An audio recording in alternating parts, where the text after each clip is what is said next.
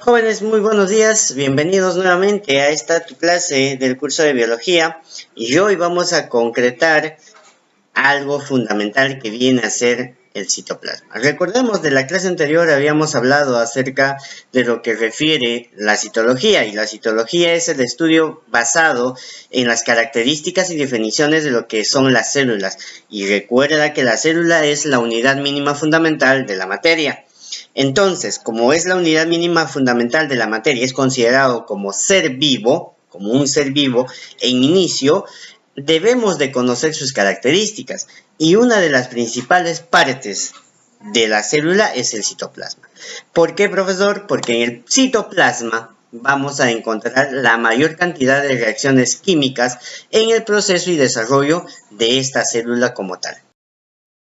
Cabe destacar que se había mencionado hablar acerca de la clasificación de las células, ¿verdad? Entonces, sin antes mencionar, debemos tener en claro que es una membrana celular. Recuerda que las membranas celulares vienen a ser esa capa protectora, en especial de las células animales. Esta membrana celular está conformada por una doble capa fosfolipídica, o sea, tiene una doble capa de fosfolípidos. Esta la protege y además es el medio por el cual se comunican, porque esta doble capa fosfolipídica, tiene incrustadas entre ellos lo que viene a ser el colesterol y también las proteínas. Si ahí vemos en la imagen, en el gráfico, hay una especie de movimiento de adentro hacia afuera. ¿Por dónde crees que están saliendo esos líquidos? Te voy a comentar. Esas vienen a ser las proteínas. Esas proteínas se aperturan para que puedan salir o ingresar líquidos al medio intracelular o también expulsarlos aquellos que no nos sirven. Por ejemplo, cuando nosotros comemos y tomamos bastante líquido y hay material para poderlo desechar, generalmente lo que nosotros hacemos es ir al baño, miccionar y botamos todo lo concerniente a que no nos sirva. Pero las células no pueden ir, no tienen esa función, no van a ir al baño. Entonces, ¿qué es lo que van a referir? Mediante la ósmosis y difusión osmótica van a adquirir y van a expulsar los materiales que no les sirven. Entre ellos podemos hablar específicamente entonces de una permeabilidad selectiva. Recuerda la palabra, permeabilidad selectiva. Esta permeabilidad selectiva le permite a esta membrana seleccionar cuáles son los componentes que ingresan y cuáles son los componentes que va a liberar. Además, hay una especie de antenitas, si te das cuenta. Esas vienen a ser grasa. ¿Qué cosa, profesor? Lo que muchos le temen, el famoso colesterol. El colesterol no es del todo dañino como te han mencionado. No, muchos dicen, profe, mucha grasa me va a dar colesterol. Tienes que tener colesterol en el cuerpo porque el colesterol es fundamental para tu celulita. Esa celulita sin colesterol no funciona. ¿Por qué? Porque esas son como unas antenitas para que se puedan comunicar entre las propias células. ¿Y para qué se comunican, profesor? En su grupo, se van a bailar. No es que se vayan a bailar ni nada por el estilo, sino que estas celulitas necesitan comunicarse para formar los famosos tejidos. Recuerda, esta célula solita no nos va a servir de mucho. Tienen que formar un tejido y ese tejido a su vez tiene que formar ¿qué cosa? Órganos. Es por eso que las células se diferencian y hay células especializadas. Una de nuestras células fundamentales en el proceso viene a ser las famosas células madre.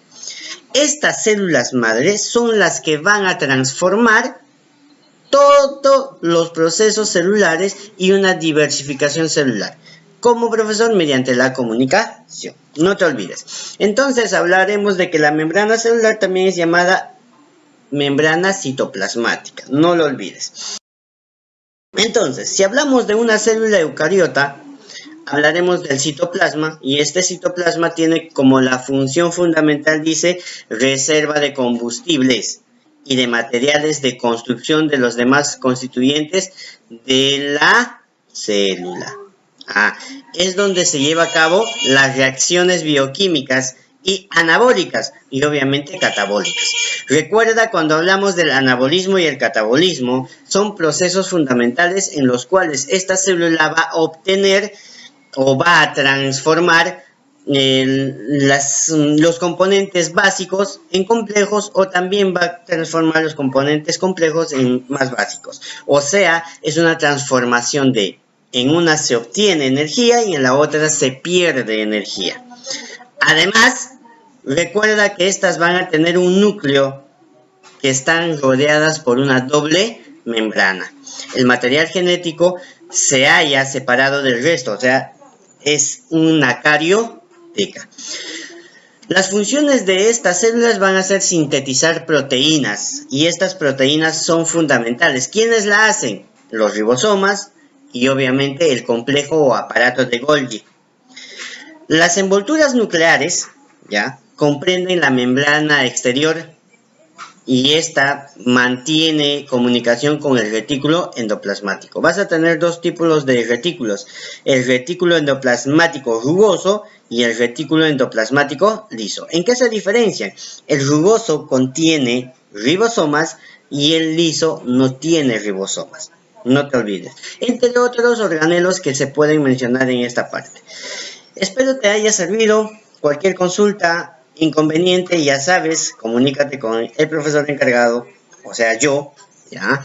Pregunta, haz tus interacciones y le armamos un video chat para poder comunicarnos entre nosotros.